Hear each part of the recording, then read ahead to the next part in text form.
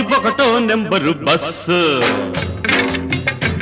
దాని వ్యవహారం నాకు తెలుసు. అది ఒకటో నెంబరు బస్సు, దాని వ్యవహారం నాకు తెలుసు.